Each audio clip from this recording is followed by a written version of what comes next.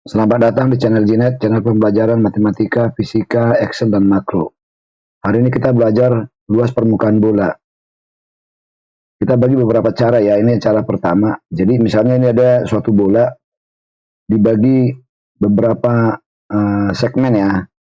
Jadi cara pertama ini kita menjabarkan dari luas area yang kecil ini ya. Ini area kecil ini, di mana ini berada pada posisi kalau ini sumbu horizontalnya dan ini sumbu vertikalnya ya. Sudut ini adalah alfa, lalu ini sudutnya d alfa, jadi d alfa ini kecil ya, memang digambar ini agak besar saya bikin ya. Lalu di sini keliling di sini dibagi dengan db ya. Nah, db ini juga kecil ya, jadi nanti kita akan menjumlahkan area yang kecil ini mulai dari sini, terus kita jumlahin sampai sekeliling putaran ya. Lalu nanti setelah dari ini juga akan kita jumlahkan mulai dari sini nih, mulai dari bawah ini, lalu terus ya. Jadi artinya nih, bagian ini berada pada di sini dulu nih. Di sini lalu kita jumlahkan satu putaran, lalu masuk kita ke sini, jumlahkan satu putaran, masuk ke sini. Tapi besarnya ini, sudut ini sangat kecil ya, dan besarnya ini juga sangat kecil. Nah, jari-jari bola ya, kita perhatikan nih, jari-jari bolanya adalah ini ya. Jadi ke semua di bagian permukaan R-nya ini akan sama. Sehingga kalau kita lihat di sini R ya, ini juga dari jarak sini R, ini R. Lalu kalau ini sudut alfa, berarti ini adalah R kosinus alfa. Kalau ini R kosinus alfa, berarti yang ini nanti adalah R kosinus alfa ya. Oke, nah kalau kita pandang dari atas ya, jarak ini adalah ya, kalau sudutnya sudut DB, berarti jarak ini adalah R aksen ini kali DB ya, sehingga ini R aksen kali DB, R kosinus alfa DB. Jadi di sini DB-nya sudutnya sudut arah putaran ini ya, putaran dengan sumbu putarnya vertikal ya. Oke, jadi ini perhatikan deh. Jadi kalau kita teruskan ini ya, kita lihat lagi nih ya tadi nih. Jadi ya, besaran ini adalah R B alfa ya, karena ini sudutnya ini kecil, jarak sini ya. Lalu ini ke sini adalah kalau ini R kosinus alfa ini ya. Ini juga R kosinus alfa. Sehingga ini adalah R kosinus alfa kali dB. Sehingga kan bisa kita lihat nih, DL atau luas yang ini ya, luas ini DL adalah R D alfa ya ini ya, kali ini. Jadi panjang kali lebar ya. Oke, kalau dari sini bisa kita sederhanakan, DL sama dengan R kuadrat kosinus alfa D alfa kali dB. Sebelumnya buat adik-adik yang pertama kali berkunjung ke channel ini, agar subscribe dan buat semuanya like, share, dan komen video ini ya. Baik, kita lanjut. Jadi luas totalnya sama dengan integral DL dari ya, ini dari alfa sama dengan min pi per 2 sampai alfa pi per 2. Jadi mulai dari sini ya, min pi per 2 sampai ke sini pi per 2 ya.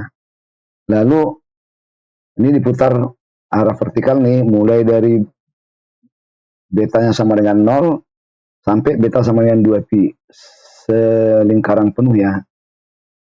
Nah, itu integral dari ini ya, DL-nya nih, R kuadrat kosinus alfa D beta kali D alfa. Nah, ini kalau kita selesaikan nih, ya, pertama kita selesaikan terhadap beta ya.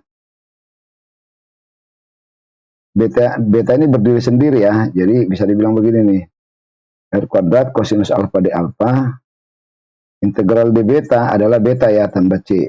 Betanya mulai dari 0 sampai dengan 2 pi. Ya, ini 2 pi kurang 0 kan ya 2 pi ya, 2 pi R kuadrat kosinus alfa D alfa. Nah, perhatikan di sini deh ya, jadi nanti kedepannya kita dalam contoh-contoh soal, kita tidak lagi menjabarkan mulai dari sini ya, jadi langsung dari sini nih kita jabarin ya. Jadi 2 pi R kuadrat kosinus alfa D alfa ya. Jadi dari sini nanti kita beberapa contoh soal. Baik, saya lanjut.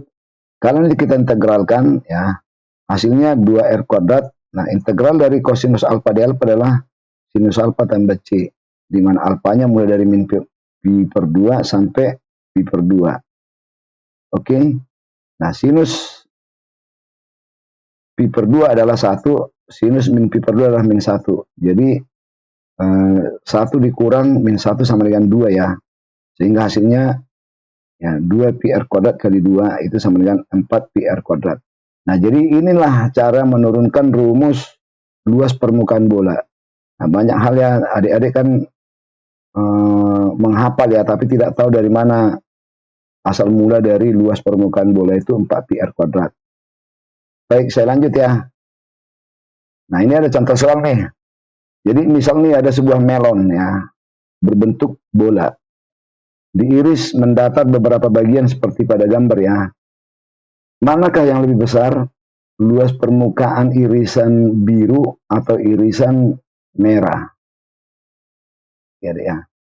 Ayo sebelum kita lanjut, adik-adik coba stop video ini, lalu isi dulu komen, tebak di mana yang lebih besar.